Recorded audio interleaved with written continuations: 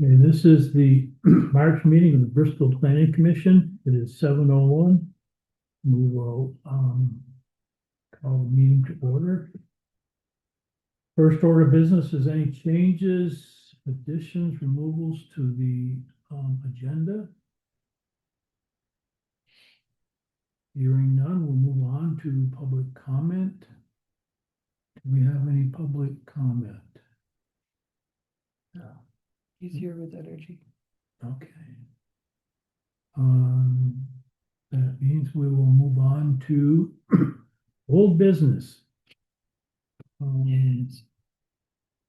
The discussion about focus group, touch back on focus groups and potential meeting time, I guess. Yeah.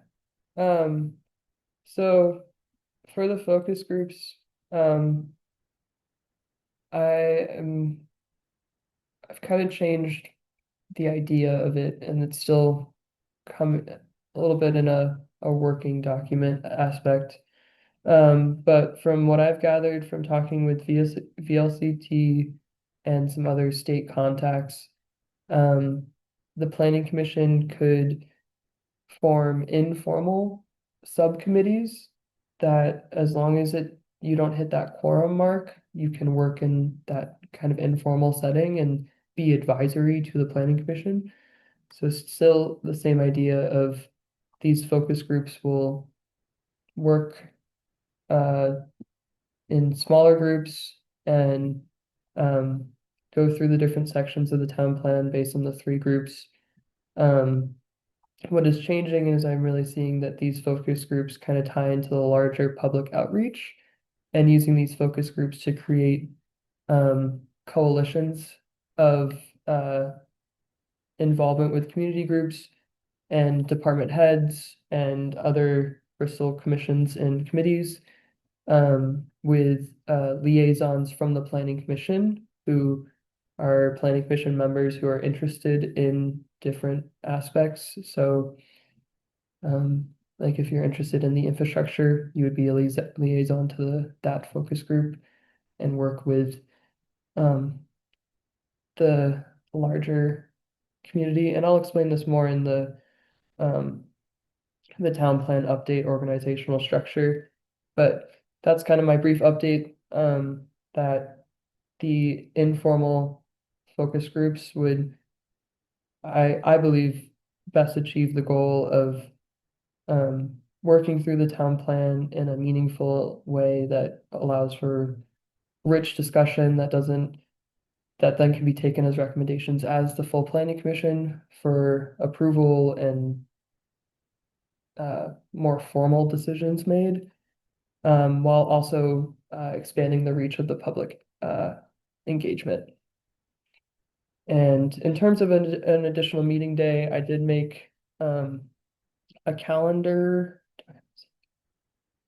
a calendar here that just has all the other uh, committees and commissions and groups and their regular meetings. Um, just so that there's an idea of like when are some days that are open. Um, the planning commission does currently have the first Tuesday of every month as your like if we need it day. That's already written into the policies and procedures of the planning commission. So we have that day already as an as needed. But this additional day would tie more into those informal groups of seeing when folks can meet. Um, I know that some members aren't would want to space out additional meeting days um, and not do another Tuesday. Uh, and I think if the planning commission wants to just keep with one monthly formal meeting and then do an informal work group sessions, there's a lot more flexibility on scheduling those meeting dates. But this calendar is here just as a reference for when there's availability of this conference room at the very least. Yes. Are there any questions? No, Was there guidance on what the limit is of those advisory groups Yep. versus one formal meeting? If the real guidance has been like, if you're hitting that quorum trigger, that's when you need to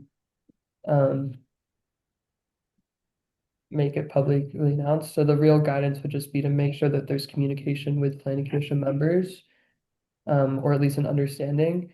And also that these informal focus groups should be created as advisory groups within the planning commission. Something that the planning commission is saying, we are creating these advisory groups within the planning commission. And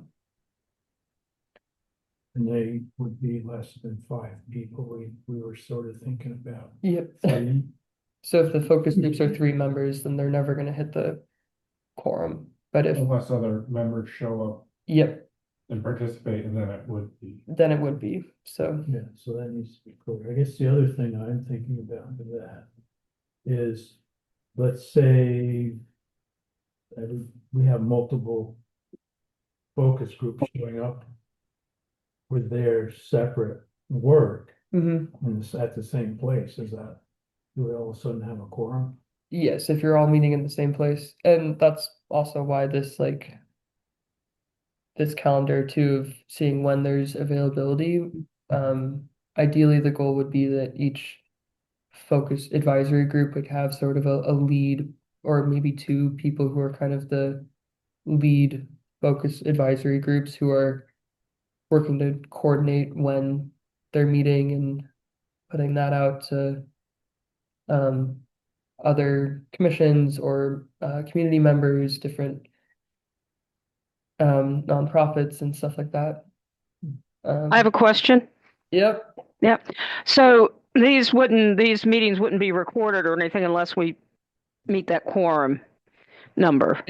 they are not required to be recorded in the same Okay. open meeting law. I do think that notes should be taken. Yes, yes. But what I was thinking is that if that's the case and it's an informal group, we don't have to meet in that conference room. No, We you could don't. meet. Yeah. So yeah. Yeah, there's Yeah. the informal focus groups or working groups or subcommittees or however, whatever language is landed upon.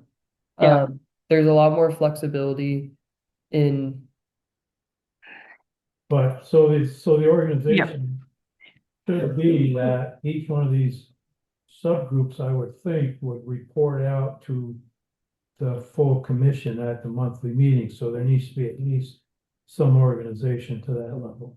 correct, yeah. Yeah. Just notes. Yep. Yeah, and that's why I recommend having at least one person kind of act as the point or the liaison to the larger planning commission, just so it's clear. And that's kind of that's how I imagine the structure is. We have the larger planning commission with these advisory groups within the planning commission with one person, maybe 2 with each group. Okay, so Shannon, did you have a question? Sorry, no, I do not. I'm good. Okay, thanks. Any other comment or thoughts on that? None here. Do we need to do any more than just tuck that away as something to think about? I think we'll bring that up at April for a more formal. Get it organized. Yep. Okay.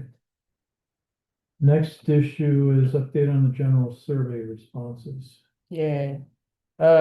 So survey responses. Got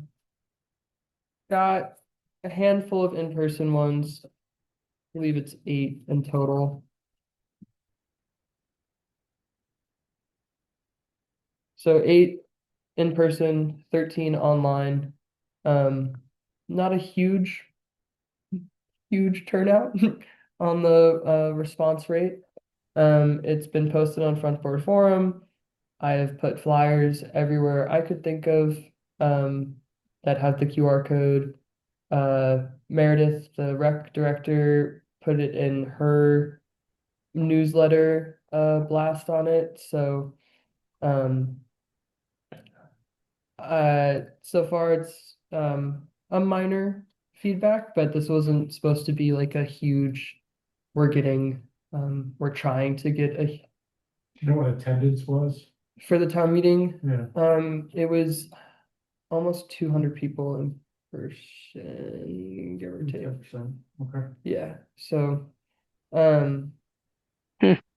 and most of the respondents, the age range is from, the average is 40s, 50s, with a couple folks, in the 70s.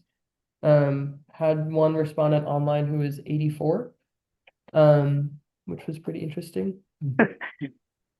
And, most folks, looking at,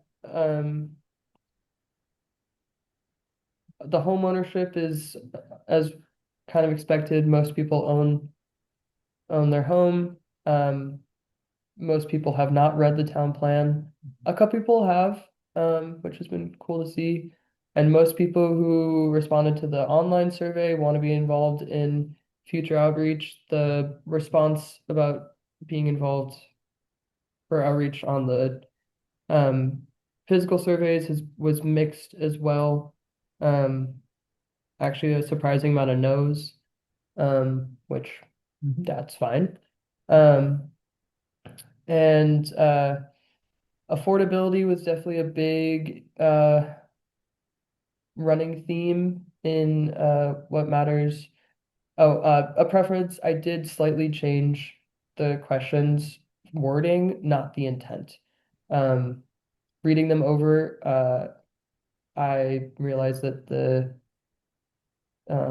wording kind of it wasn't as direct as it could be, so I changed it to what matters most to you about Bristol's future. And are you planning a future in Bristol? And if yes, what does that look like? Because if people aren't planning a future in Bristol, that's a pretty clear no, I'm not. And actually, one person said, no, I'm planning to move out of Vermont. So just a slight tweak, did not change the intent of the goal of the questions, just wording to make it a little more approachable to more folks. Are we still trying to get more out, get responses? Yes, Is it, yeah. that was my next thing. I'm gonna keep this survey going until the April 14th meeting, just to see if we can get a couple more, and then. I have a suggestion. Mhm. I mean, I think it wouldn't be a bad idea if we had the surveys at the shops and restaurants in Bristol that, the more people see them, the more I would think they're likely to respond. Yep. I know if I had some, there's a lot of regular customers I have. I mean, obviously a lot of them are readers, so they're more likely maybe to take that and fill it out. I'm not saying we should make all the shops do it, but if they feel comfortable um, asking customers, Yeah, then I think it's another venue for it. yeah, I've brought flyers to Cubbers and the mini factory and the office supply, and I've put them on every community board that I know of. There's copies of the I- survey at the hub. I mean, the actual surveys, not a flyer to tell people to do the survey, but the actual paper surveys to hand them. Yeah, I mean, I'm willing to go ask businesses. I wanted to bring the flyer because I feel like that's Yeah, way yeah, perfect, but I'm just I saying will. some people, if they have it in their hand or I put it in a bag and they get home, they take it out and they go, oh, maybe I should do this. And they Yeah. could still always go to the website if they want to, but I Yeah, just think, yeah, I mean, the more hands they get into, the more we'll get back. yeah, I can definitely Yeah. show on another. Yeah, Can I ask a Okay. question? So is it clear on the survey that if they were to pick it up at Covers or a physical one, where they would take it? After that, is it clear mm, that They they would could- take it? They could bring it back to the, It was intended for that one specific handout or to be filled out online. there's a chance there's not clear instructions to Yeah. return to Yeah, this address or, Maybe But- there'd be like a Well, little. That's where. They it's could coming just- from. They Yeah. could just bring it back to where they got it as well. If you know, yeah. I'm Yeah. fine with collecting them and turning them in. I don't. yeah, I Yeah. mean, I can also like add a little blurb on it, but yeah, I can definitely walk around and see if folks are willing to have them there. It's also out front in the lobby. And I Yeah, think I'll yeah. keep on doing social front porch forum blasts about it at least once a week. But In the lobby of the town offices, you mean downstairs? Okay. yep, yep, and it's the same boxes that were at town meeting day, one that says planning survey and one that says completed planning survey. All right. The completed one is usually empty. I check it every morning. But that's my little update. We can get more in depth on the responses, I think, at April, hopefully when we get more. But definitely it's been very interesting to kind of see these come in. Affordability was a really kind of overarching one, as well as keeping the character of the town, while also increasing the tax base and improving like overall community health and well-being. So positive responses thus far. Okay, I'll wrap up the old business. Let's go to new business and we'll talk about the town plan update. Yay. Me talking again. I know you guys love my voice. Um,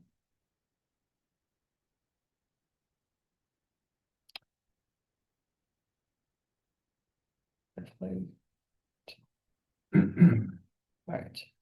Alright. Just a little brief overview. So this is I've been collecting resources and toolkits and guides for the town plan process for a while now. I've shared that folder with the planning commission. There's a lot of documents in there. I've tried to organize it the best I can into topics and more direct things. I'm realizing that at the bottom, a guide is just Vermont. That was a typo there. The biggest resources that I think the Planning Commission should be aware of is the Department of Housing and Community Development's Planning Manual Module 1, the municipal plan. This is a very comprehensive guide and toolkit for the Planning Commission. It walks through the entire process and offers a lot of really helpful hints and implementation plans and case studies and examples and pulls together references from state statute. And this is the manual that I'm basing a lot of my work on. The draft social resilience planning guide is part of that pilot program that Bristol's in. And that is also the guide that I'm using as well in this process in providing my recommendations to the planning commission. And I think it's a very helpful tool in kind of centering how do we best engage our community through the planning process. Some other guides that I think I want to call out is really the American Planning Association, the Ethical Principles in Planning. Just as we prepare to get more into the meat and potatoes of it all. Happy St. Patty's Day, by the way. Keeping an ethical grounding in this process is, I think, just important in general. And then there's so many guides, so I'm not going to go through each of these. Each one is specific. There's some older guides that haven't been updated in a while, but are still relevant just in the kind of framing of how to approach certain topics. The housing needs assessment was just put out in this year, so that has very up-to-date data and is very helpful. The plan, a lot of this is, as Vermont is a Dillon's rule, the state gives municipalities the authority to do a plan. A municipality does not need to have a plan, but you have the authority to. The required elements come from statute here, and I've broken it out into what are actual like two different categories in my mind. One is more of a statement where it's no mapping requirement essentially. And that would be the objectives, policies, and your programs for how you're gonna look towards future growth. You need a statement on how you're gonna preserve your natural areas and your scenic and historic resources. An implementation program, that's part of it. We have all these elements already. Our plan has been established for a while, but these are just highlighting what we need to have in the planning process. As I mentioned, Vermont is a Dillon's rule, so the state kind of sets the framework and allows municipalities to do their own thing, but it all has to tie back to the state's planning goals, which are also in statute. And on the left is kind of the overarching state goals, and then on the right is the 15 more specific state planning goals. I want to highlight 7, which is make efficient use of energy and provide for development of renewable energy resources. As tonight we have members of the energy committee here, and as an element of our town plan, we do have the enhanced energy plan as well. So keeping energy on the mind. Looking towards the process, statute lays this out as well. The section that is this word block here is the first subsection of the plan for a municipality. And I highlighted what I think is really the key part of that is the point that I've really been highlighting throughout is that public participation and engagement is critical to this process and encouraged greatly at the state. And also just to highlight that they even say by holding informal working sessions that suit the needs of the local people. So the state, I think, also is encouraging of reaching the community where the community's at through different processes other than the formal procedural statutorial rules and regulations. 2 things I also want to highlight is that in the planning process, the planning commission has to hold at least 1 public hearing. That's just the bare minimum. And that's a publicly warned, given 30 days. And then the second is that throughout this process, the planning commission has to put together a report on any proposed changes to the plan, keeping in mind compatibility with state planning goals, the regional plan, and other elements. This report should be working throughout the planning process, so not at the end, the planning commission isn't going, oh my gosh, where's our report? But those are the two aspects of the plan preparation that I think are most important procedurally, of making sure that 1 public hearing would likely happen when the plan is being wrapped up and is almost ready to go to the select board.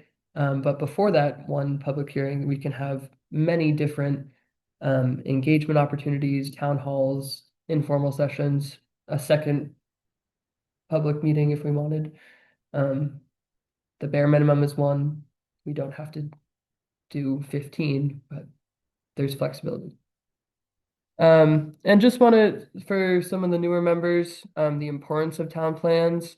They're on an 8-year cycle, and they're required in order to adopt and enforce your zoning and subdivision regulations, or to have capital improvement programs. If a plan expires and you can still have your zoning and regulations, but you can't have any amendments or changes to them until you have a renewed plan. So having an updated plan is very important, or a plan that's in effect is very important to other aspects of the development approach, especially in Bristol. And then second is Act 250 and Public Utility Commission applications rely on municipal plans when reviewing applications for either Act 250 development or applications for telecommunication facilities. We saw that recently with the Verizon amendment. They received a public certificate of public good, and the Public Utility Commission would reference our town plan for like the citing and encouragement of that. So 3 important reasons why a town plan is important. Getting into the more organizational structures of the town plan. This is the work plan as from the planning manual. And right now I see the planning commission as still being a little bit in the review portion of we have an existing plan, so do we need to rewrite the wheel? Or are there just sections that can be updated and amended and are still applicable today?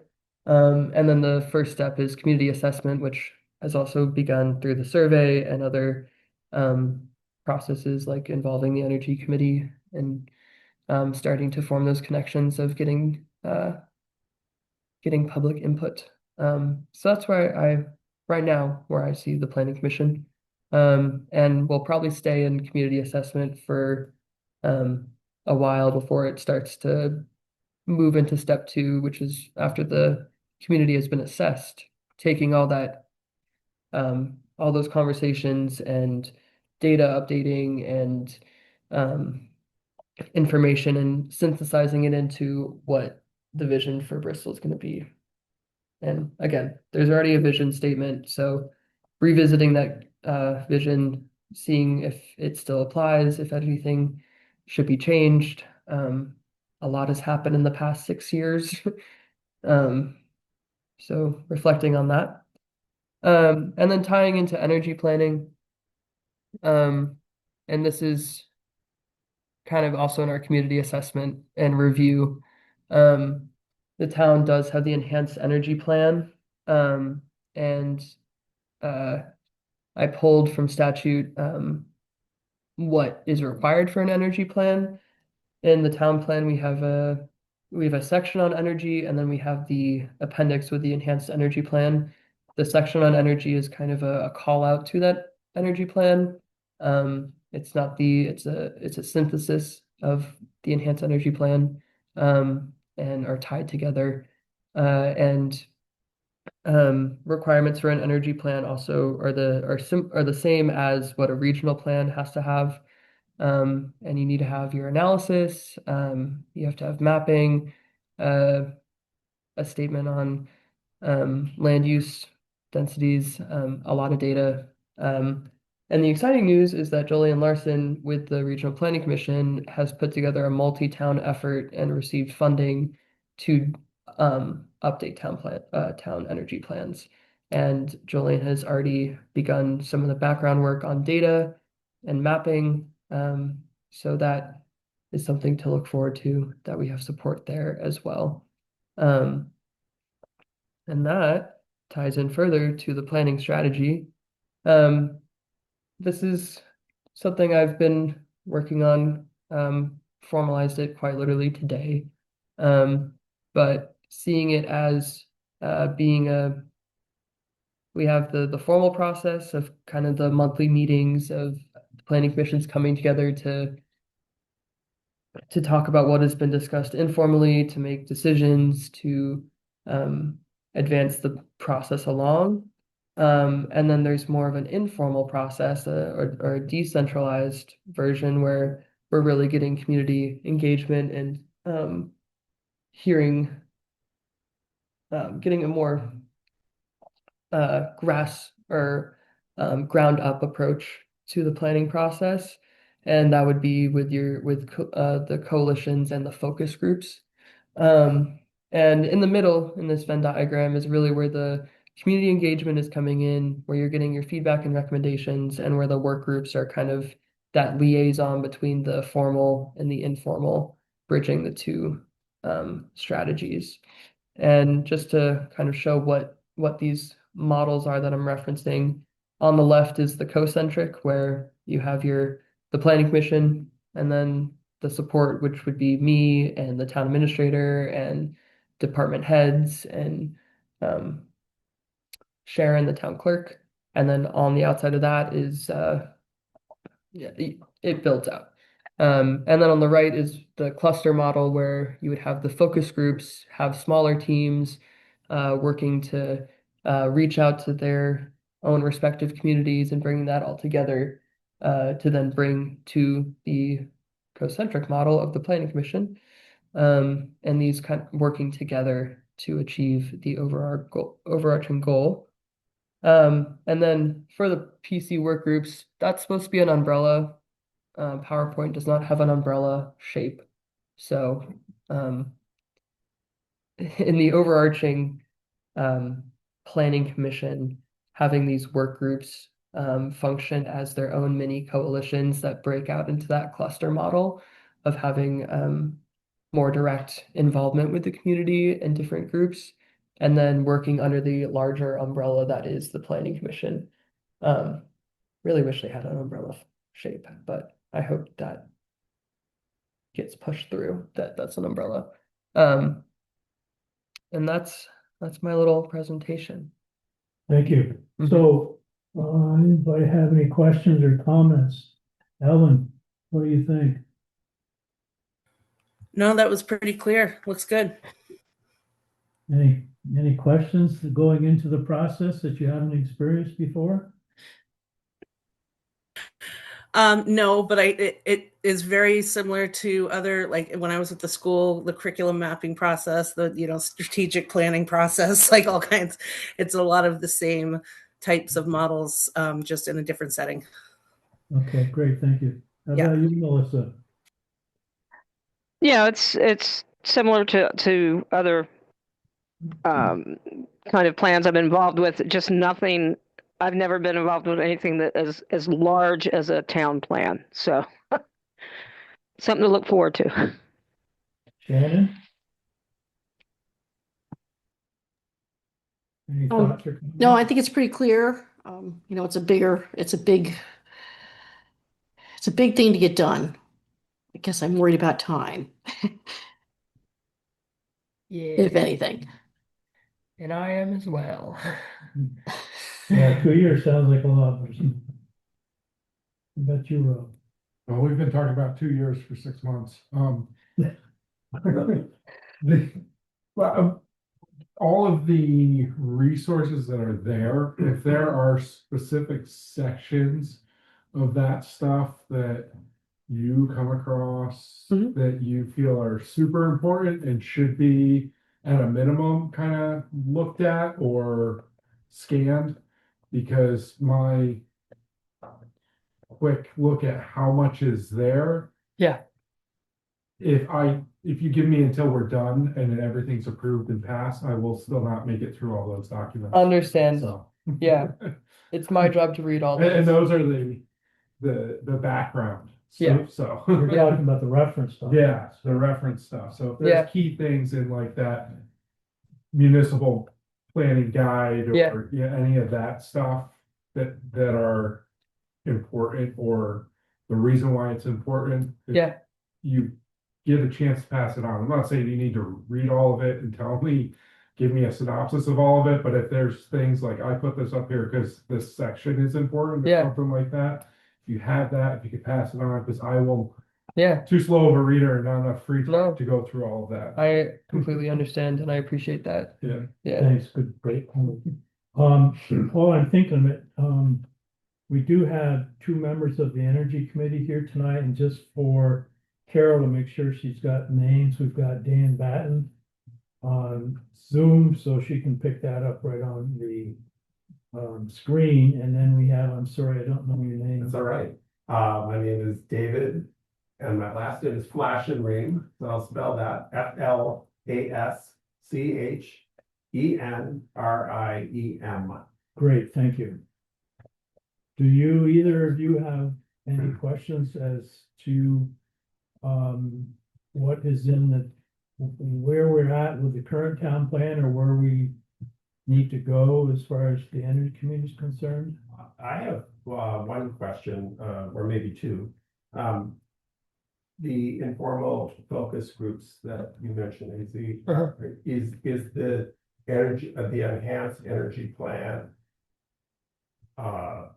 It's a component of the town plan. Mhm. So is that gonna be like one of the focus groups? I'm so glad you asked. One of our focus groups is infrastructure, Okay, which energy is part of that.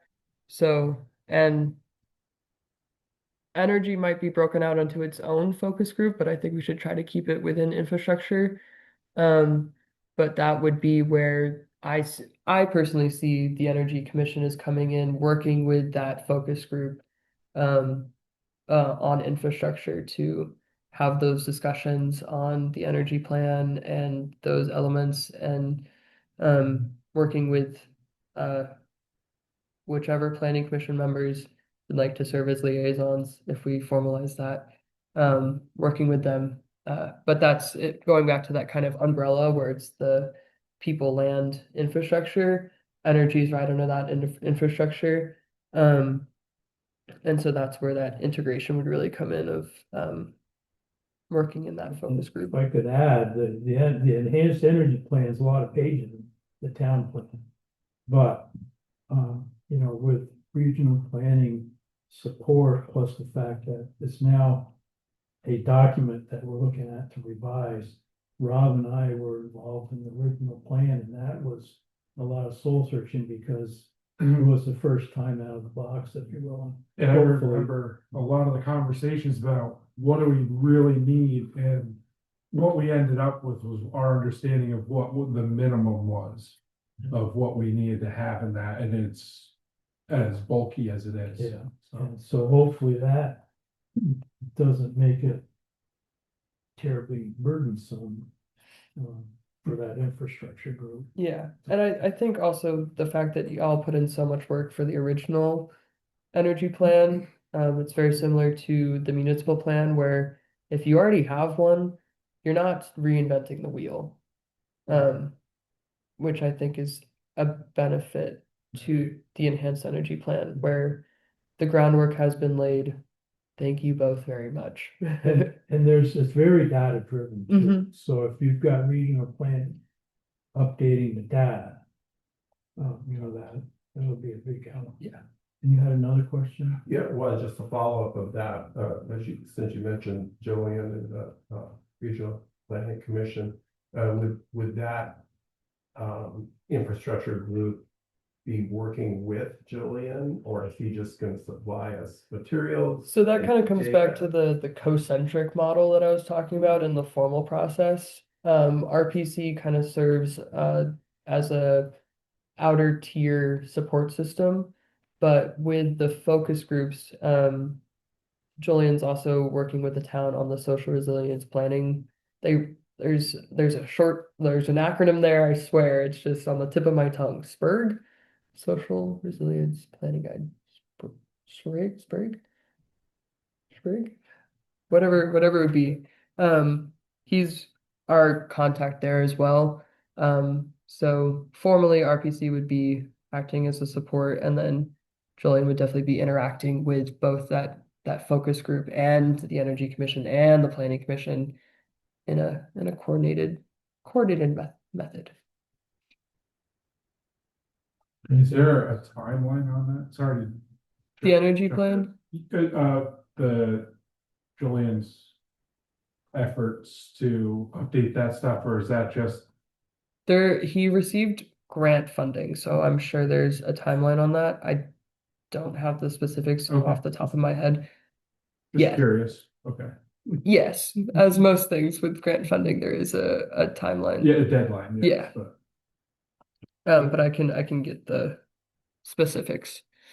Okay, great. We'll move on to the next discussion if we're clear on that one. Yeah. Dan, do you have anything?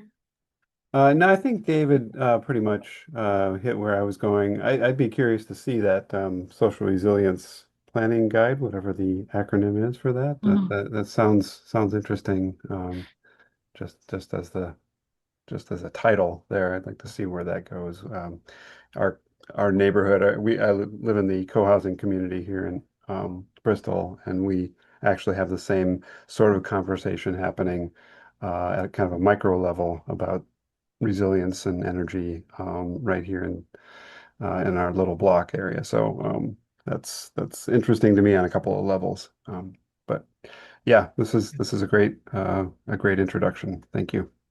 Yeah, I can definitely I'll send a copy of the guide to Ben, your chair. It is a draft guide, so I don't want to send it out to the masses. It's part of a pilot program, but happy to share it. And uh as the guide goes on, it offers a lot of toolkits for how to have those community conversations, and energy is one of the topics that they call out and have a lot of really helpful um talking points and conversation starters that I think will come into play later on. Great. Thank you. Yeah, Okay, so we'll move along to the next discussion point, which is the community assessment exercise. yes. So this is also from the planning guide, just a way to kind of start the community assessment of asking who in our community is most vulnerable, and those who are experiencing um, those who could be more supported in resiliency. My intention with this is not to solely focus just on these groups, but to use it as a jumping off point for a larger conversation of who is in our community. It's your community, and who are the folks that um, the planning commission feels should be brought to the table, or at least invited to the table. And I have another presentation. Um, I went through and I put together some data points based off the questions in that exercise, and I figured we could just kind of go through those points as a snapshot and then let y'all get into the exercise itself. If that works.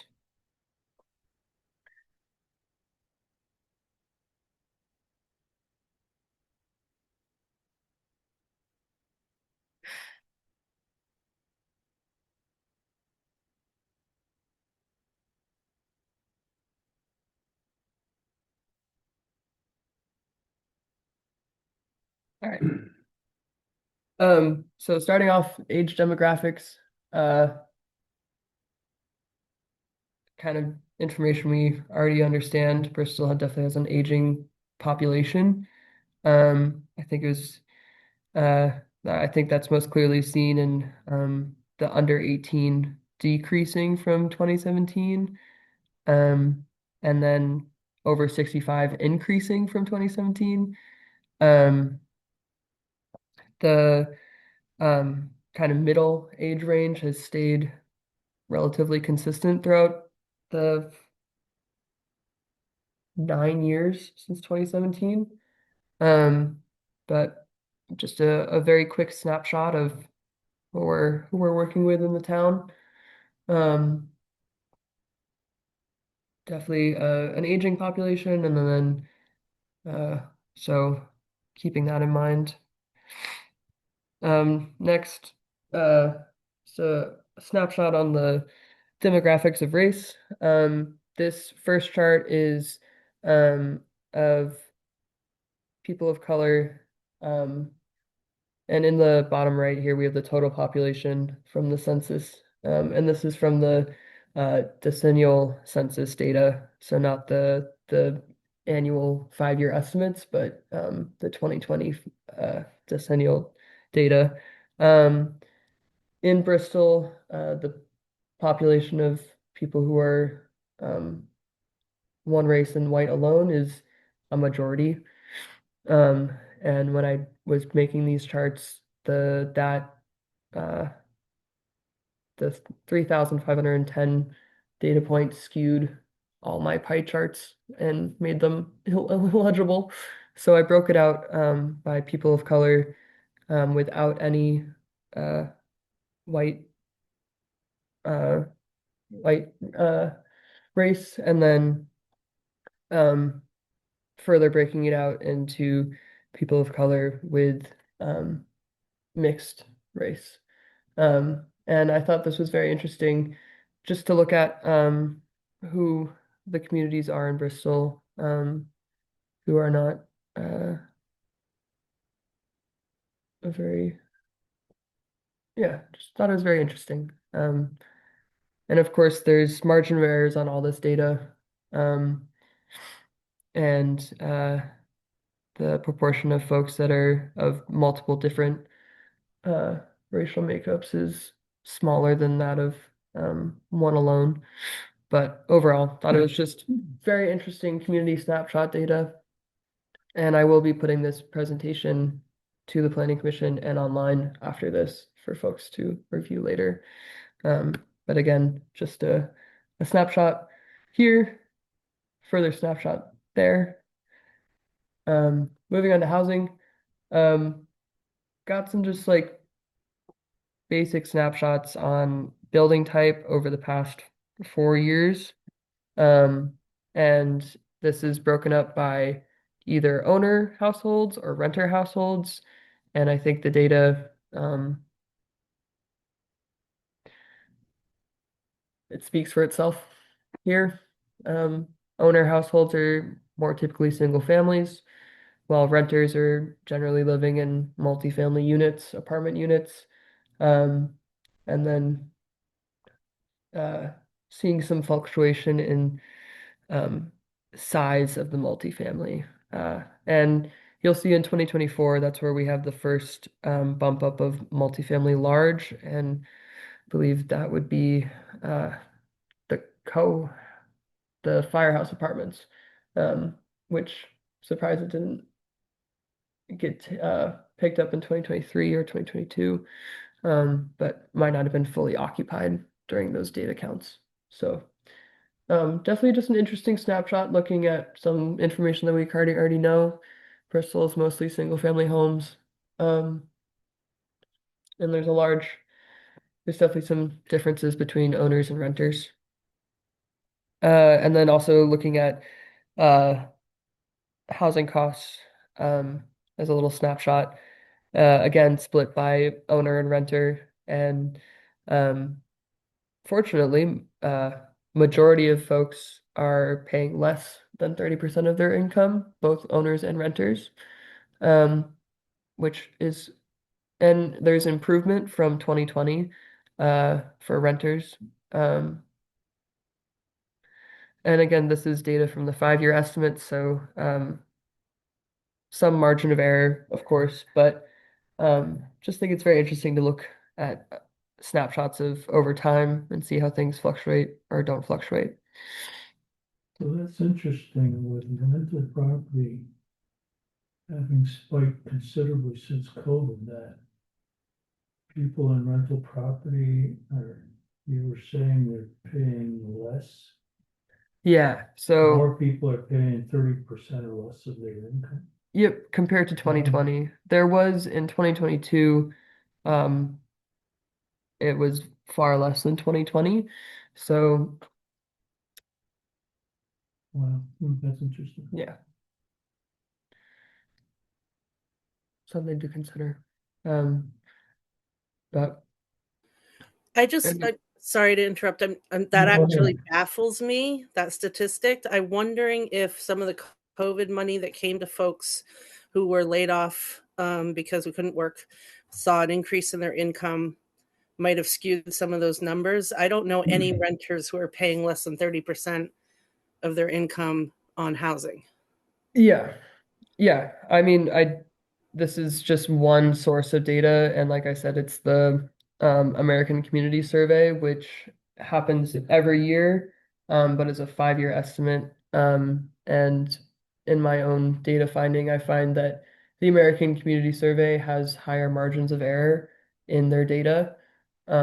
So I think you make a good point, Ellen, of like this data might not be actually reflective of what the community is experiencing. Hence why community engagement is very important to hear what folks are actually experiencing. But great point, thank you. If there's no other questions, I'll move on. Looking at just snapshots of public health, those living with disabilities, comparison between 2020 and 2024.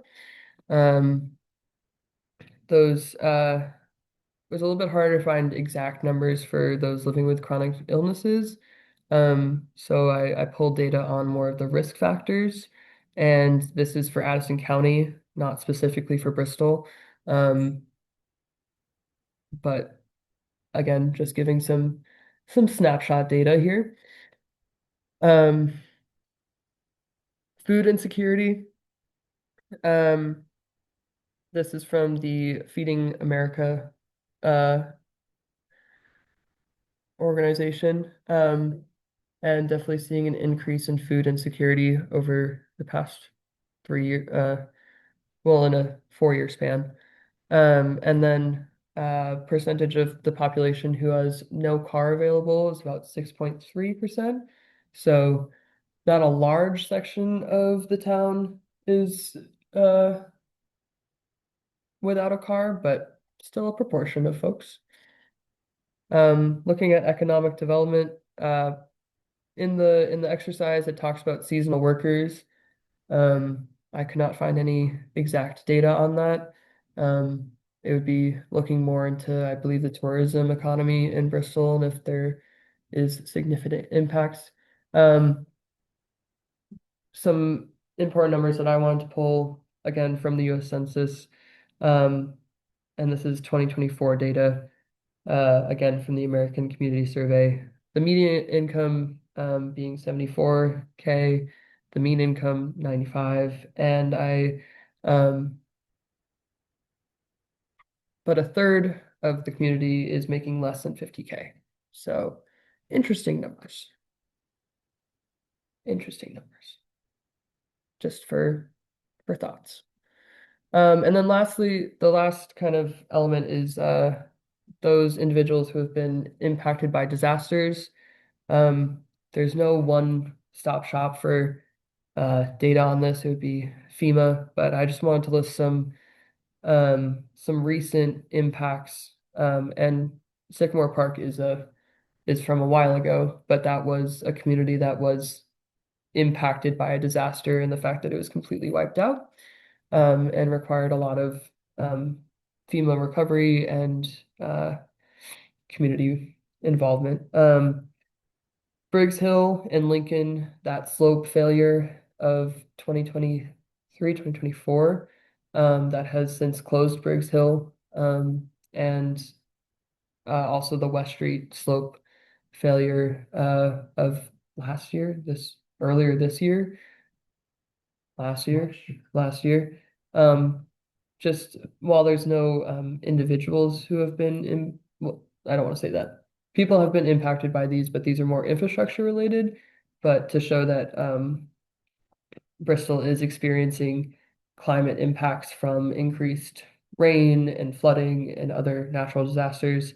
And then lastly, I put Rockydale as it's very much right next to the river and has some communities that are in the floodplain and could be at risk for a similar situation to Sycamore Park. Maybe not as the same degree, but At the same time, this is about the same time of the Sycamore event, the bridges went out in Rockydale. yep, So that place was affected from that. yep. So just wanted to give the planning commission a brief data snapshot of some of the talking points, and then moving into the exercise.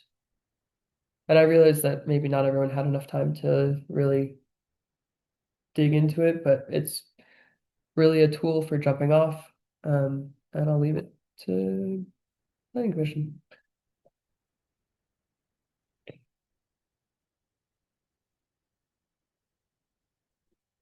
can pull it up. Yeah. So we got it online. Mhm. Sure. On the screen. So is it your intention to just do an overview of this or actually work through I think it would be um a little bit of both because I think some of these um again, this is not my community, it's your community. So I don't have the hands-on experience it? to know some of these groups here. But I guess what I'm thinking is we can make through it and kind of offer opinions, but we're a very high level group mhm, and we have like three members, 4 members, and so three members. yeah. So, I mean, But maybe that's where Dan and David can yeah, offer some right. feedback as well. Oh, hold on. I would think it'd be more of a introduction type thing. Yeah. And also this is a jumping off point for identifying the groups in the community that should be reached out to make up those the coalition groups of who who should we reach out to. Because I have some lists of folks, core, the library, different department heads, some business owners, but it's I only have ideas. Why is it?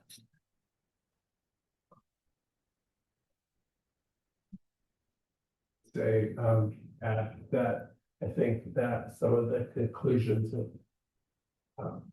the data that you've just presented does sort of identify issues like like who in the community is, when you said vulnerable before, who are those vulnerable people, those, the climate change, threatens their livelihoods and their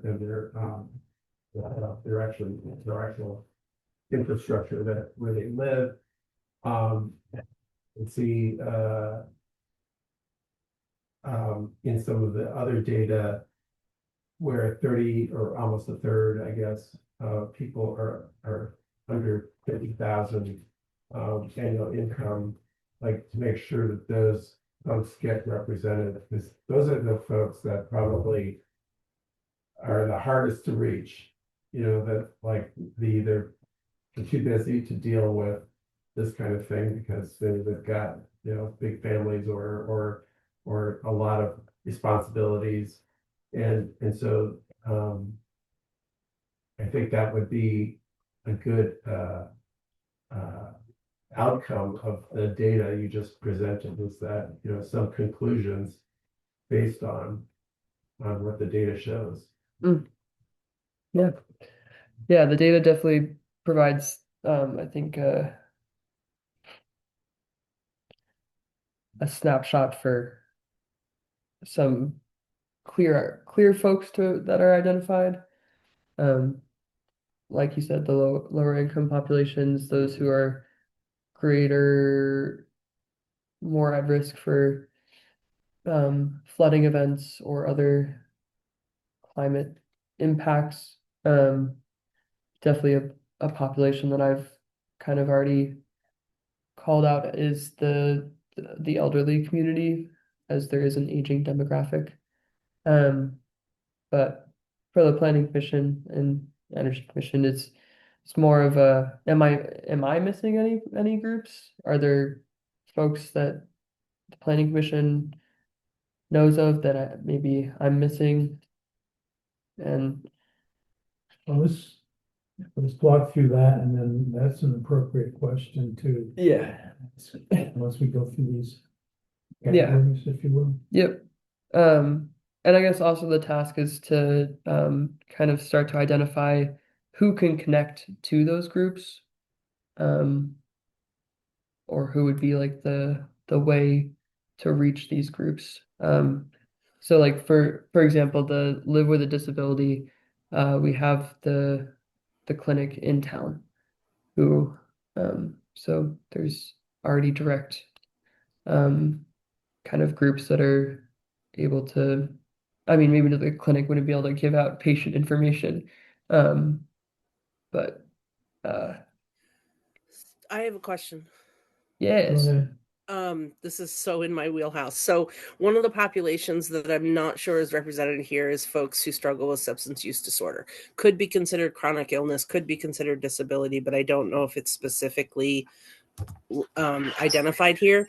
And then in terms of accessing some of these populations, no, the clinics can't give you information, but someone could maybe sit in the waiting room with some information and be available and try to make contact that way so that the individuals are initiating contact as opposed to getting the information from the providers.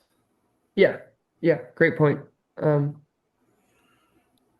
Thank you. Yeah, I've written down substance use disorder, but this is what I'm saying. Like I think the goal of this exercise is to see these kind of groups, and then if you're like, oh, in Bristol, this is a group that maybe might not have a voice at the table, like those who are experiencing substance use issues or disorders. Go down through the different categories you've already got on your list here. On my list. Yeah, like, Oh, yeah. so. Yeah. So starting, Ellen already kind of started this off with um, those who live with a disability or a chronic illness, and a great point of those with substance use disorders. Um, if there's any other thoughts on this group, definitely, I already have some organizations that work with elderly folks, which isn't necessarily to say that all those who are elderly are disabled or have chronic illnesses, but But it is a population that often has high needs. And one other that I don't see represented is victims of domestic violence, which is a direct housing issue. So, AZ, can we just go down and list all the different categories? oh Just yeah, go scroll through all the Yeah. different categories. yeah, yeah, So yeah, we get an overview of yeah, what's on your, yeah, what's on this form. yeah. Uh, so I can just read them out. Yeah. Those who live with a disability, live with a chronic illness, have a low income, are renters, are housing insecure, are food insecure, have limited internet access, have limited transportation access. I do these two groups here that immigrated to the United States and are limited English speaking. In this section, I think it's very important in this current time, especially with the federal policies. I think it's important that we, with all communities in Bristol, seek to protect them, but especially these groups now. Um, I think any conversation on these groups should be um, handled delicately, as to not put communities that are already at risk even more at risk. So that's my 2 cents on that. Are people of color, are members of tribal nations, are under 18 years of age, are 65 years of age or older, are seasonal workers, and are disaster impacted. Those are the groups, the um, community groups that this tool is looking at. But again, this tool does not have to be the end of the conversation. It is to serve as a kind of jumping off point. And to there, Trump. So given those categories, Ellen, you've brought up a couple good points. Do you see any other aspects that we might be glossing over with this form? Not off the top of my head right now. That's a pretty comprehensive list, I think. So the next thing I get the impression is you're looking for sources to actually Meet these work people. those issues. Yeah. Yeah. I mean, I have the the list I have, I've taken actually from the town report, and it's the different nonprofit community groups that the town funds. Like Age Well for that provides elderly services. So those are some of the groups that I've started with, but I wanted to hear from the planning commission if anyone has any more suggestions or connections that maybe I'm not aware of because I'm not in the community as much. Well, you definitely want to reach out to the John Graham Shelter, and I think probably also the Charter House in Middlebury. Even though they're a different community, they definitely serve our folks who are housing insecure. Thank you, Ellen. Yep, John Graham has a house in Bristol, in case you don't know. So we have. I do know that. I'm not as familiar with their work. I know that they have a house. I also wonder about the free clinics, because they serve a lot of the migrant workers, the migrant farm workers.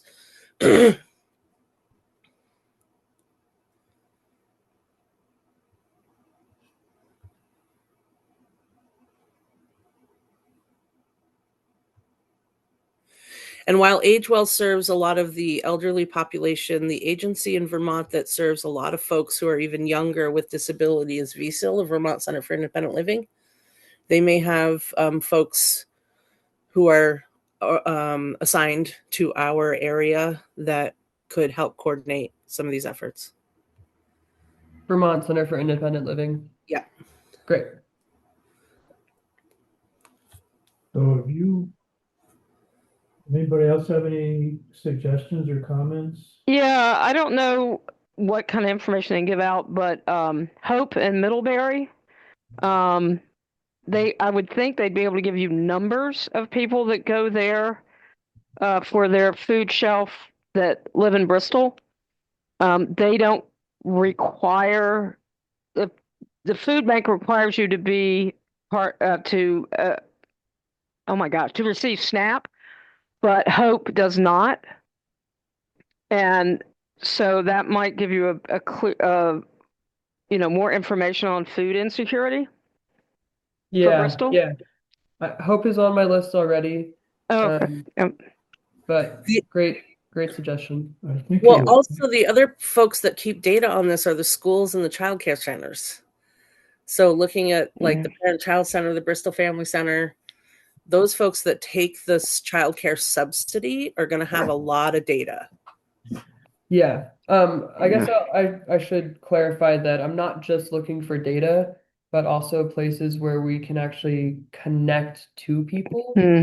And either find resources where maybe like Hope would be able to put us in connection with folks that are food insecure that want to participate in the planning process, if that Well, the makes sense. child care Yeah. centers would definitely be a spot.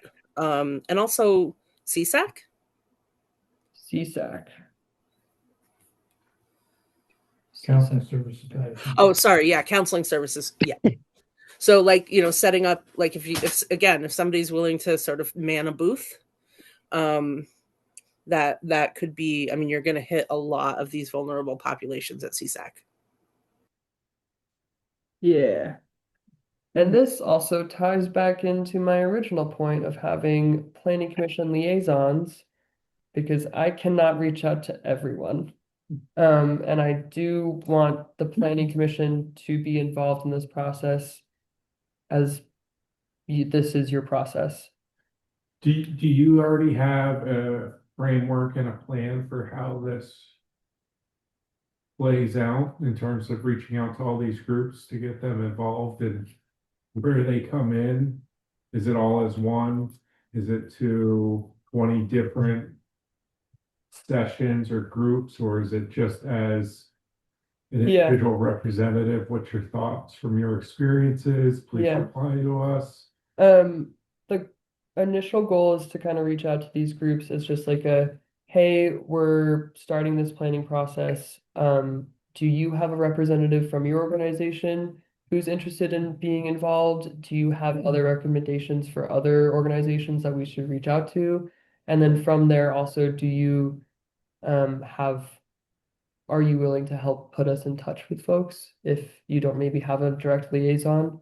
But the framework is being solidified, still just as we'll touch on with the RFP.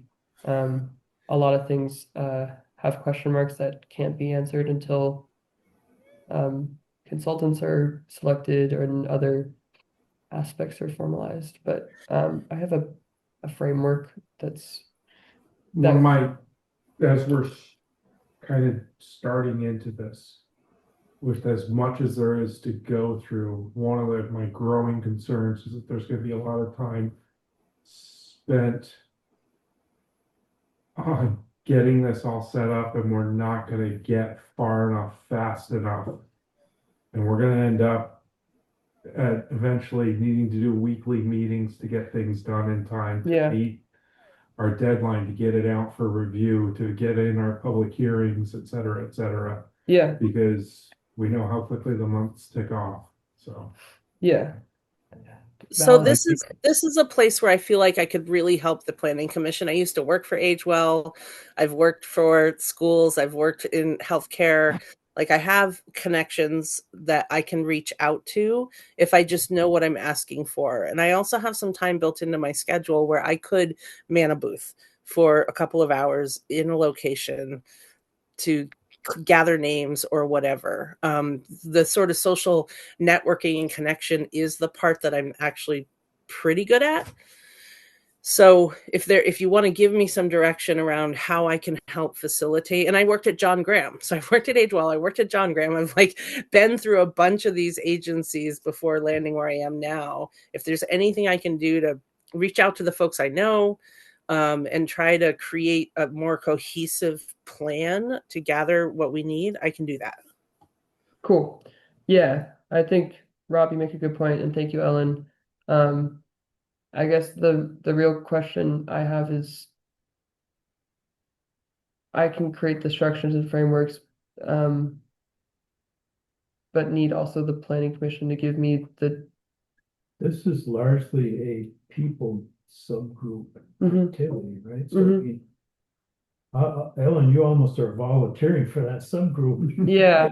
No, yeah, no, I am. Like, if this is I'd rather do a subgroup that actually fits in my wheelhouse, which is like the community people piece. Less about like the environment or energy. I'm not as like acknowledgeable in that area, but the social issues, that is where my strength lies.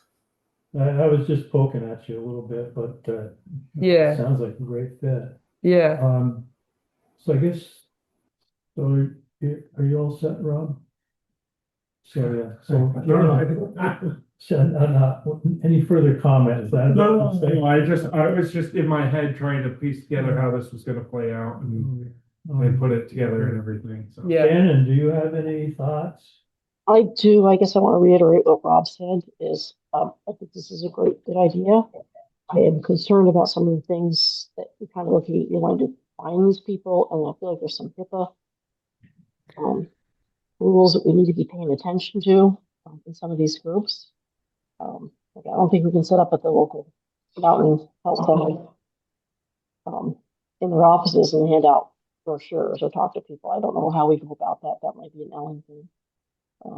But yeah, again, it comes down to we sort of have a job to do, and I think it's good to put this out there and try to engage these people. But we gotta keep moving forward. Great. I don't have a lot to say. I'm going down through the list. I'm thinking about the hub. And the interconnected with the hub is the Bristol Elder Eagles, which the coordinator for that does a lot of Jackie, I know Jackie. Jack does Yeah. a lot of age appropriate stuff for seniors, and I don't know if they were on your list or not. They might be, I mean, because people going at the hub are relatively at risk in certain aspects. Yeah. I spend every Wednesday at the hub, because they have pizza. Um, But I don't have- Other than that, I don't have a lot of input, and you had your hand up.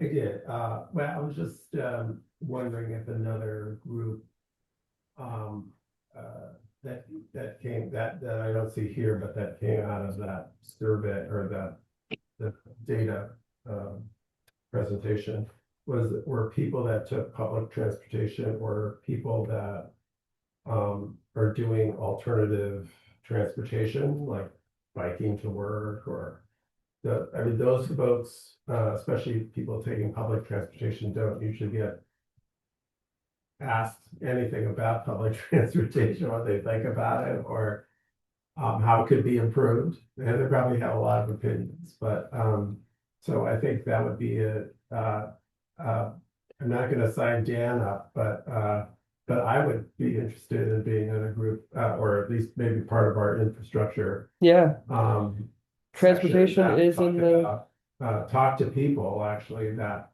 actually use that service. yeah, Um, yeah, and where are they going? And, you know, how, is it meet the need? yeah.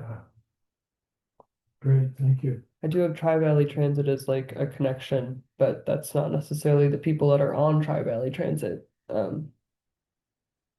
But yeah, I think that's a great point. Yeah. So we've given you enough information to move along?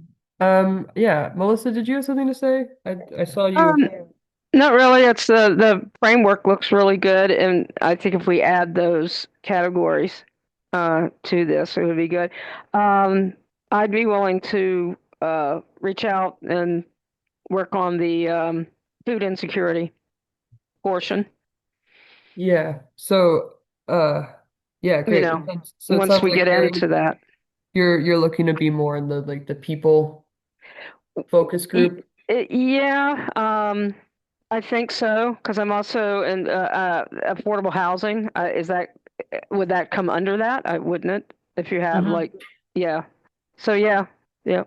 Yeah, and this kind of goes back into your concern, Rob, of the structure of this is we have the kind of the formal planning commission, and then these community groups and the actual individuals would be pulled into the more focus group sub advisory groups where the each focus group like Melissa and Ellen would be reaching out to these folks and saying, "Hey, we're meeting on a Saturday at 11 a.m. Come talk." But that's just an example of like how it And would, we'll bring food. and yeah, Pizza. of like planning commission members as the liaisons working in these sub advisory groups to expand and reach out and Also, the farmers market's going to start up again, and that may be a good opportunity to set some booths up and like have some presence and create some conversation.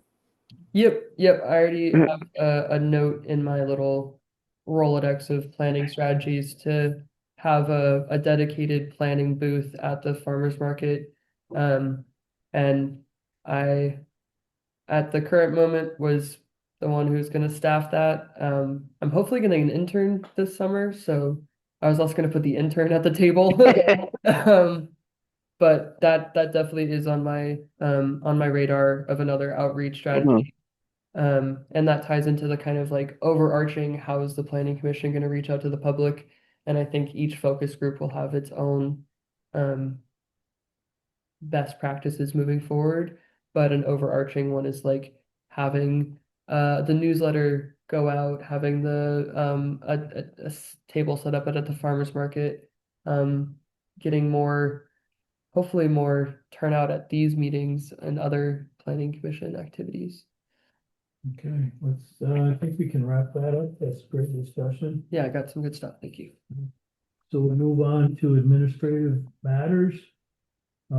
First item is to approve the minutes from February 17th.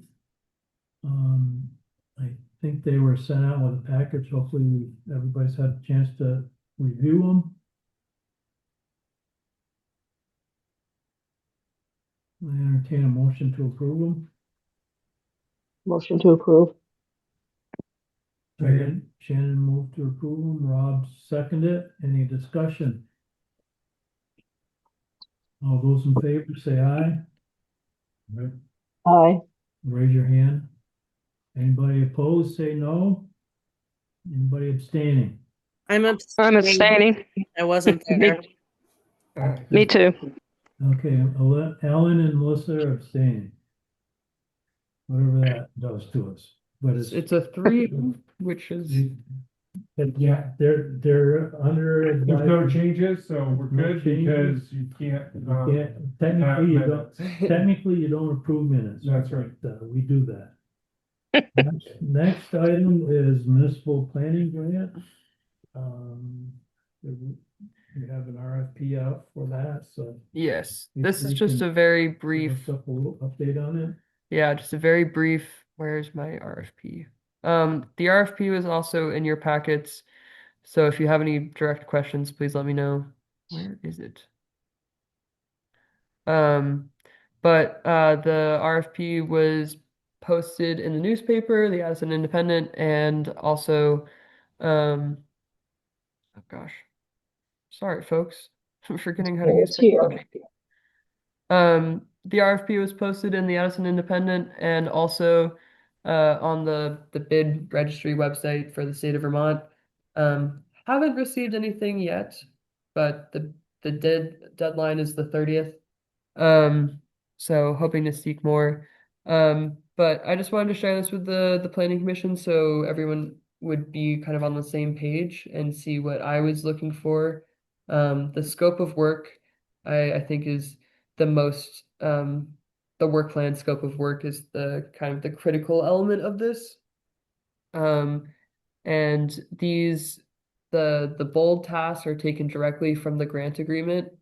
And that's the kind of highlights, and then the secondary points are things that I've kind of specified that I'm looking for in a consultant. But if there's any questions on this, happy to answer them. Just wanted to provide an update to the planning commission of what's going on in the background, so there's no sneakiness. It's transparency.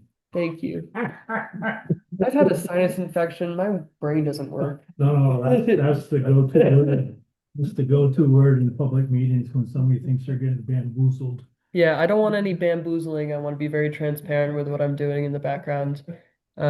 So again, most of this work plan is taken directly from the grant agreement. And I want to highlight the two things. One, the public outreach strategy and the natural resources update to flood, shoreline, forest fragmentation, and hazard mitigation.